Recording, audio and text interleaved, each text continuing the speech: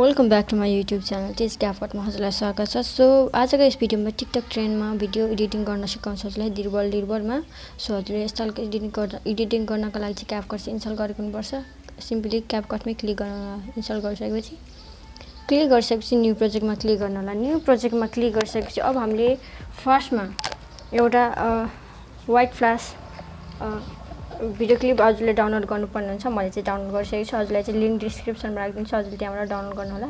फर्स्टमा त्यो सिलेक्ट गर्नु होला र एडमा क्लिक गर्नु होला। क्लिक गरिसकेपछि यसरी स्लाइड गर्नु होला र फर्मेटमा क्लिक गरेर 9:60 को फर्मेट राखेर ब्याक आउनु होला। आइसकेपछि इन्डिङलाई चाहिँ सिलेक्ट गरेर डिलिट गरिदिनु होला। गरिसकेपछि यहाँ व्हाइट कलरको बक्स रहेछ प्लसको, त्यसमा क्लिक गर्नु होला। क्लिक गर्नु होला। क्लिक गरेपछि फेरि फोटोमा जानु होला। फोटोमा गइसकेपछि आफ्नो फोटोहरू टोटल 3 होला। टोटल 3वटा फोटो सिलेक्ट गरिसकेपछि एडमा क्लिक गर्नु होला। एडमा क्लिक गरिसकेपछि अब फोटोलाई फिट गर्नुपर्ने हुन्छ। यसमा फोटोमा क्लिक गरेर 2 फिङ्गर मात्रै जुम गर्नु होला। फेरि फोटोमा क्लिक गरेर 2 फिङ्गर मात्रै जुम गर्नु होला। फेरि फोटोमा क्लिक गरेर 2 फिङ्गर मात्रै जुम गर्नु होला।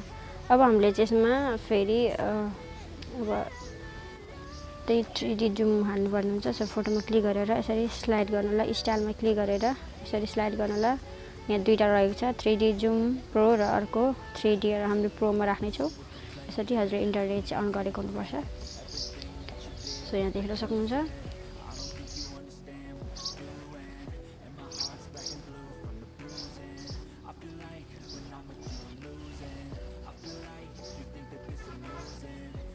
नेक्स्ट पनि 3D प्रो।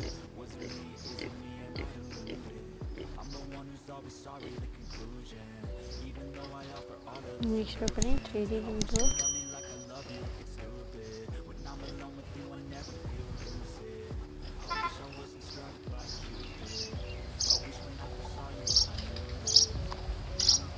प्रोफेसनल लाग्नेछ, यसरी लाग्नेछ। अब हामीले चाहिँ यहाँनिर फोटोलाई ड्युरेसन दिनुपर्ने हुन्छ। हजुरले पनि दिन सक्नुहुन्छ। फोटोको ड्युरेसन रहेको छ, हामीले चाहिँ यो राइट गरिदिनु होला। सो गरिसकेपछि अब हामीले फोटोलाई ड्युरेसन दिनुपर्ने हुन्छ। यो भिडियो फर्स्टको व्हाइट फ्ल्यासलाई चाहिँ के गर्नु पर्दैन। फर्स्टको ड्युरेसन हाम्रो फर्स्टको टाइमिङ रहेको छ 3.6 सेकेन्ड रहेको छ। 3.6 सेकेन्ड रहेको छ र सेकेन्डको हाम्रो रहेको छ 3.2 सेकेन्ड रहेको छ र थर्डको हाम्रो 3.5 रहेको छ। सो गरिसकेपछि 3.5। अब हामीले चाहिँ यहाँ ब्याकग्राउन्ड म्युजिक एड गर्नुपर्छ। यसलाई चाहिँ मिट गरिदिनु होला। ब्याकग्राउन्ड म्युजिक एड गर्नको लागि एड अडियोमा क्लिक गर्नु होला। एक्सट्र्याक्टमा क्लिक गर्नु होला। क्लिक गरिसकेपछि हजुरलाई चाहिँ ब्याकग्राउन्ड म्युजिकको डाउनलोड लिङ्क चाहिँ डिस्क्रिप्सनमै राखिदिन्छु, त्यहाँबाट डाउनलोड गर्नु होला। सो यहाँ देख्न सक्नुहुन्छ हाम्रो भिडियो एकदम तयार भइसकेको छ। सो गरिसकेपछि अब हामीले चाहिँ ग्यालेरीमा सेभ गर्नको लागि चाहिँ हजुरले माथि एरोको अप्सन रहेछ, त्यसमा क्लिक गर्नु होला।